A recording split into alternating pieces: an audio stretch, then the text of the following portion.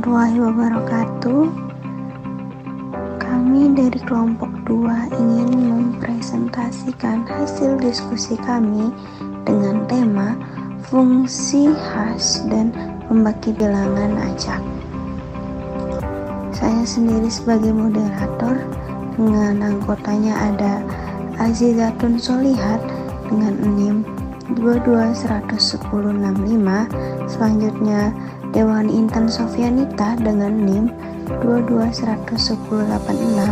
Selanjutnya ada Satria Alvira Maungkusumo dengan NIM 221180. Untuk penjelasan pertama akan dijelaskan oleh teman saya, Satria. Fungsi hash dan pembangkit bilangan acak.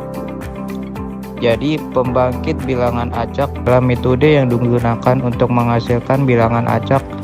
Bilangan acak diperlukan dalam banyak aspek keamanan komputer, termasuk pembuatan kunci enkripsi, notch, dan token autentikasi. Ada dua jenis utama pembangkit bilangan acak.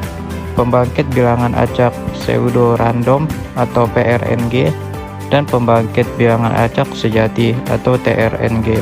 Adapun metode-metode pembangkit bilangan acak seperti pembangkit bilangan acak pseudo-random atau PRNG, satu linear congruential generator atau LCG. LCG adalah salah satu PRNG paling sederhana dan paling tua. Ini menggunakan formula rekursif xn plus 1 sama dengan AXN plus C mod MXN plus 1 AXN plus C mod MXN plus 1 sama dengan AXN plus C mod M, di mana XXX adalah urutan bilangan acak dan AAA, CCC, serta MMM adalah konstanta kelebihannya termasuk kecepatan dan kesederhanaannya. 2. Mersenne Twister. Mersenne Twister adalah PRNG yang dirancang untuk mengatasi beberapa kelemahan LCG. Mersenne Twister memiliki periode yang sangat panjang, 2⁻19937-1, dan menghasilkan bilangan acak yang lebih baik dalam hal distribusi statik. 3. Short shift. Short shift adalah kelas PRNG yang menggunakan operasi bitwise, sort, dan shift untuk menghasilkan bilangan acak. Algoritma ini cepat, mudah diimplementasikan, dan cukup baik untuk banyak aplikasi umum. Selanjutnya untuk penjelasan kedua yang akan dijelaskan oleh saya sendiri. Yang pertama itu ada radioactive decay. Metode ini menggunakan peluruhan radioaktif sebagai sumber entropi.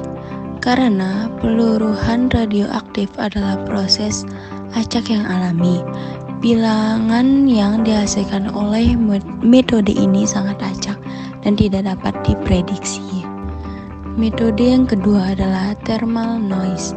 Thermal noise atau noise Johnson squeeze adalah kebisingan yang dihasilkan oleh resistor karena pergerakan elektron. TRNG yang menggunakan thermal noise mengukur fluktuasi tegangan kecil pada resistor untuk menghasilkan bilangan acak. Metode yang ketiga adalah photonic metode. Metode ini menggunakan variasi dalam jumlah foton yang diterima oleh detektor sumber cahaya seperti LED atau laser, diarahkan ke detektor foton, dan variasi acak dalam jumlah foton yang dideteksi digunakan untuk menghasilkan bilangan acak. Selanjutnya B. Perbedaan dan kelebihan antara setiap metode pembangkitan bilangan acak. Pertama, PRNG, kecepatannya sangat cepat dan efisien dalam menghasilkan bilangan acak, sehingga cocok untuk aplikasi yang membutuhkan bilangan acak dalam waktu singkat. Yang kedua, reproducibility. Salah satu keunggulannya adalah kemampuan untuk memproduksi urutan bilangan acak yang sama jika sheet yang sama digunakan, ini sangat berguna untuk simulasi dan debugging. Untuk kelemahannya adalah karena menggunakan algoritma deterministik, PRNG dapat diprediksi jika seed dan algoritma diketahui, membuatnya kurang aman untuk aplikasi kriptografi. Selanjutnya untuk TRNG, yang pertama ada keacakan sejati.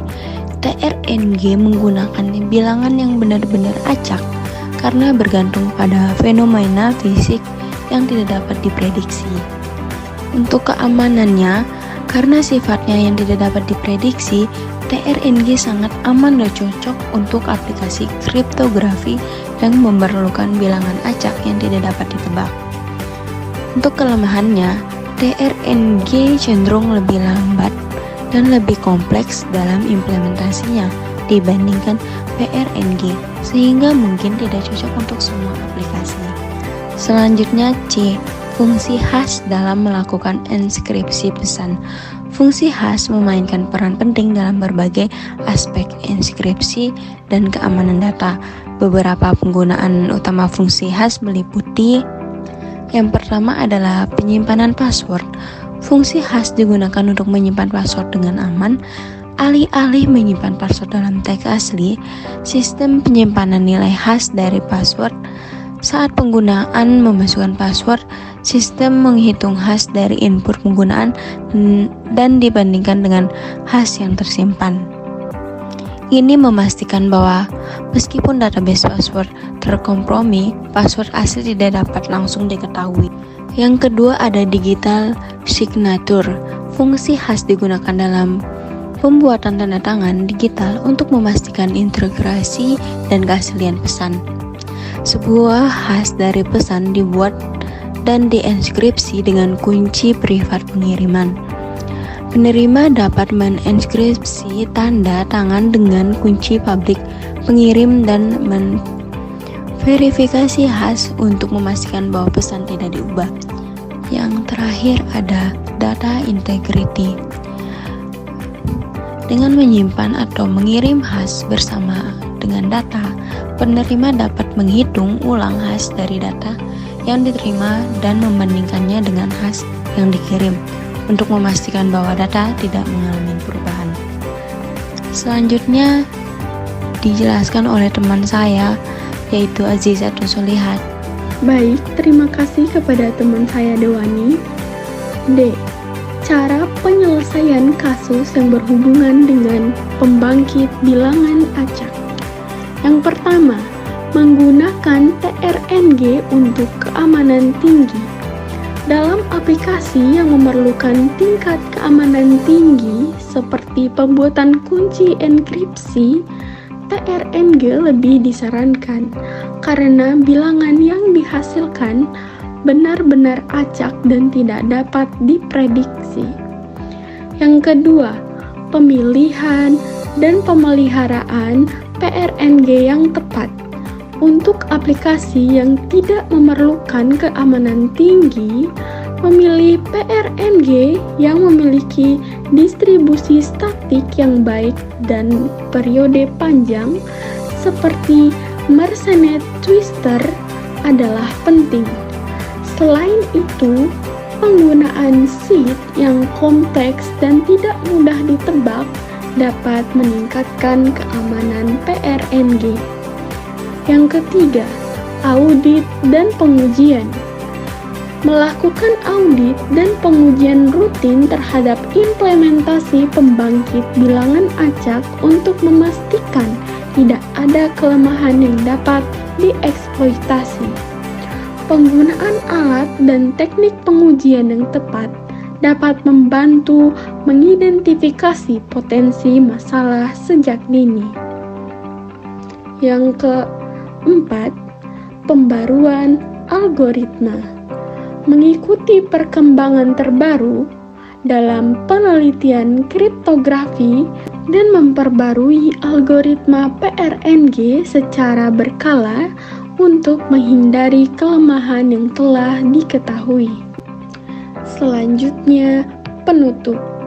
Fungsi hash dan pembangkit bilangan acak adalah dua komponen krusial dalam menjaga keamanan informasi di era digital. Fungsi hash digunakan dalam berbagai aplikasi untuk memastikan integritas dan keamanan data. Sementara pembangkit bilangan acak diperlukan dalam berbagai aspek kriptografi. PRNG meskipun cepat dan efisien, kurang cocok untuk aplikasi yang memerlukan keamanan tinggi karena pola acaknya dapat diprediksi. Sebaliknya, PRNG menawarkan keacakan yang benar-benar tidak dapat diprediksi, membuatnya lebih aman untuk aplikasi kriptografi. Baik, mungkin itu saja dari saya. Selanjutnya saya arahkan kepada moderator. Mungkin sekian presentasi dari hasil diskusi kelompok kami. Apabila ada salah kata yang kurang berkenan, mohon maaf. Wassalamualaikum warahmatullahi wabarakatuh.